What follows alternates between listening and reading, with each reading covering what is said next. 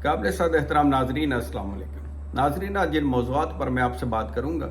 उसमें सबसे अहम जो चीज़ है वो है कि चीफ जस्टिस साहब पाकिस्तान को हटाने के लिए हुकूमत वक्त ने रेफरेंस की तैयारी शुरू कर दी है। दूसरी तरफ आज सुप्रीम कोर्ट ऑफ पाकिस्तान में अहम केस की समाअत हुई जिसमें इलेक्शन कमीशन ऑफ पाकिस्तान ने एक पिटीशन दायर की थी, रिव्यू पिटीशन जिसे कहते हैं, कि 14 मई को जो इलेक्शन करवाने का सुप्रीम कोर्ट ने हुक्म जारी कर रखा था उस हुक्म को ख़त्म किया जाए। तीसरी जो आपसे बात करूंगा कि क्योंकि इस्लामाबाद के अंदर दफ़ा 144 का नफाज था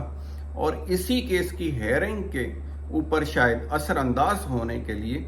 या जो भी remarks already chief justice of Pakistan ने दिए थे चेयरमैन पीटीआई की वहां पेश होने के ऊपर, उसके खिलाफ जो धरने का ऐलान किया गया था हुकूमत की तरफ से,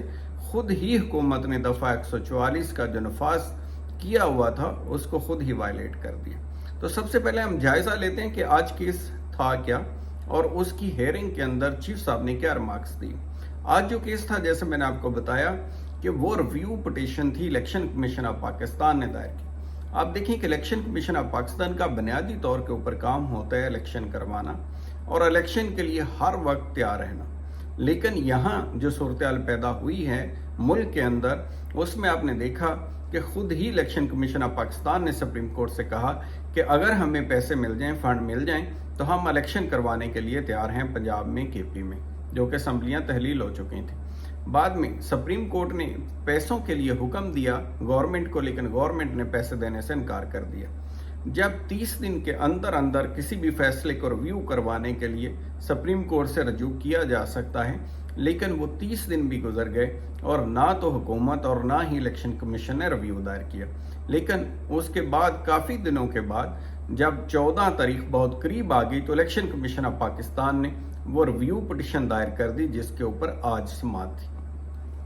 उस समाअत के दौरान चीफ जस्टिस साहब ने हेयरिंग की और उसमें अटॉर्नी जनरल ऑफ पाकिस्तान और पाकिस्तान तहरीक इंसाफ के वकील अली जफर को बुनियादी तौर पर सुना गया पहले दिन हेयरिंग के ऊपर, जिसमें चीफ जस्टिस ऑफ पाकिस्तान ने नोटिस जारी कर दिए हैं बाकी तमाम सियासी जमातों को भी और स्टेक होल्डर्स को भी कि आए वो आकर के बताएं कि ऐसा कौन सा नया नुक्ता है जो उस वक्त मौजूद नहीं था जिसके ऊपर मैं फैसले को रिव्यू करूं,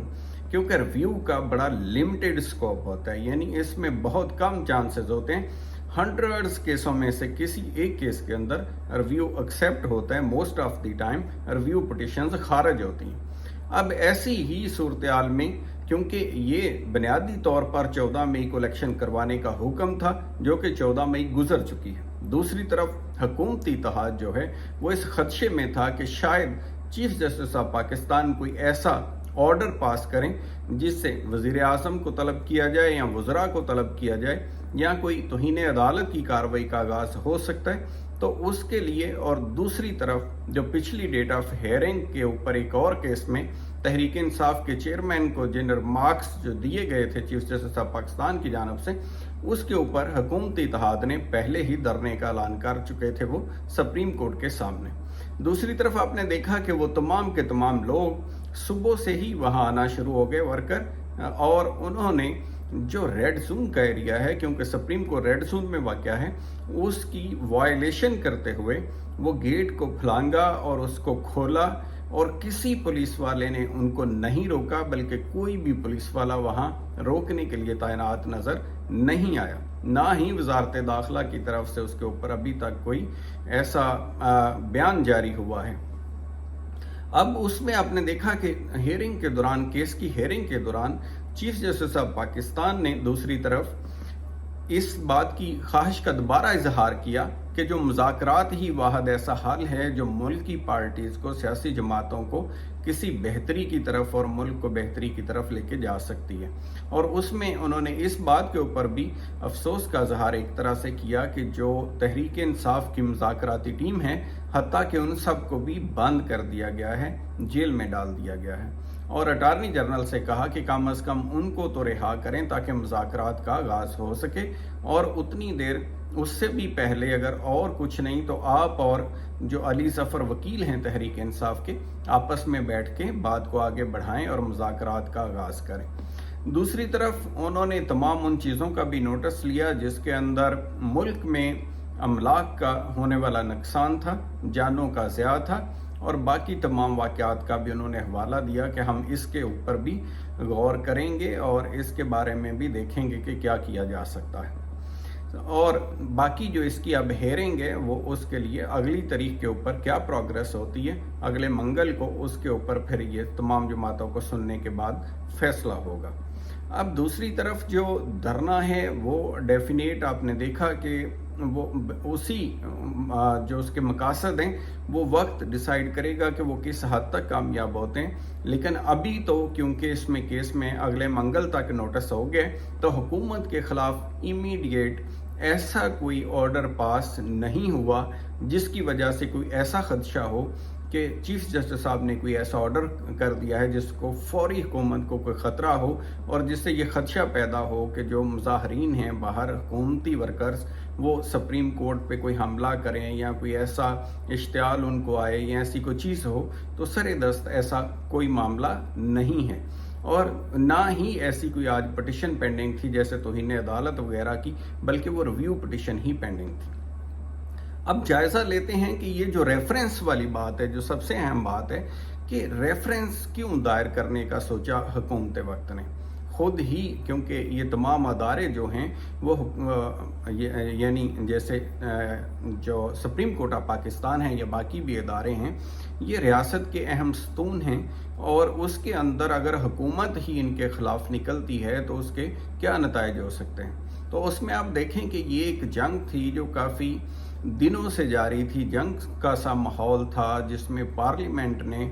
इस बात को बहुत सीरियस ले लिया था supreme court practice and procedure bill को, जिसमें चीफ जस्टिस के अख्तियारात को कम करने की कोशिश की जा रही थी, वो मुअत्तल है सुप्रीम कोर्ट की तरफ से। दूसरी तरफ आपने देखा था कि वो क्योंकि इलेक्शन हर सूरत करवाने के लिए फंड्स का भी ऑर्डर किया था सुप्रीम कोर्ट ने, जो भी नागवार गुजरा था पार्लियामेंट को, तो वो तमाम चीज़ें ऐसी चल रही थी जिसकी वजह से माहौल काफ़ी कशीदा था। अब जब ये दोबारा 14 तारीख गुजर गई है और उधर ख़तरा पैदा हो गया है, ऑर्डर अपनी जगह के ऊपर कायम है, तो ऑर्डर रिव्यू भी नहीं हुआ, तो ऐसी सूरत हाल में हुकूमत ने एक स्टेप और आगे जाके और ये जो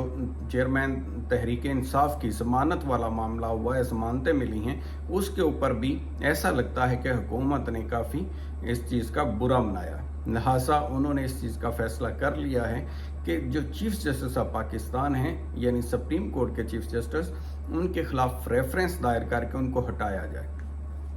अब कानून में हटाने के दो ही तरीके हैं, एक तो कोई खुद रिज़ाइन करे जज, और दूसरा आर्टिकल 209 है कॉन्स्टिट्यूशन ऑफ पाकिस्तान का, जिसमें सुप्रीम जुडिशल काउंसिल फैसला करती है। और अगर चीफ जस्टिस ऑफ पाकिस्तान के खिलाफ केस हो तो उस सूरत में वो खुद उसमें नहीं बैठते और उसको प्रिजाइड नहीं करते, यानी उसके सरबराह चीफ जस्टिस फिर नहीं होते, उससे सेकंड वाले सीनियर जज जो हैं वो उसके सरबराह होते हैं। और ऐसी सूरत हाल में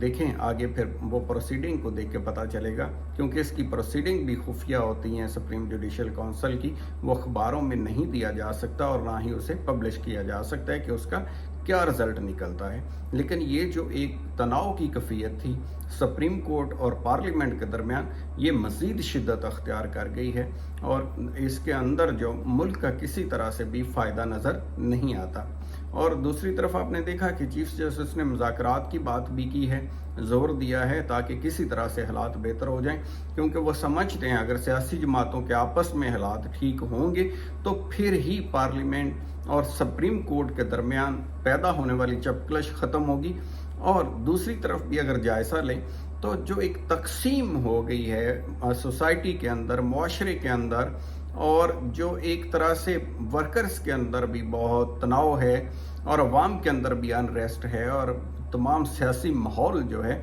वो बड़ा ख़राब हो गया है, तो वो इसी तरह से बेहतर हो सकता है अगर ये लोग मिल बैठ के इसका कोई हल निकाल लें। तो अपना ख्याल रखिएगा। Thank you so much.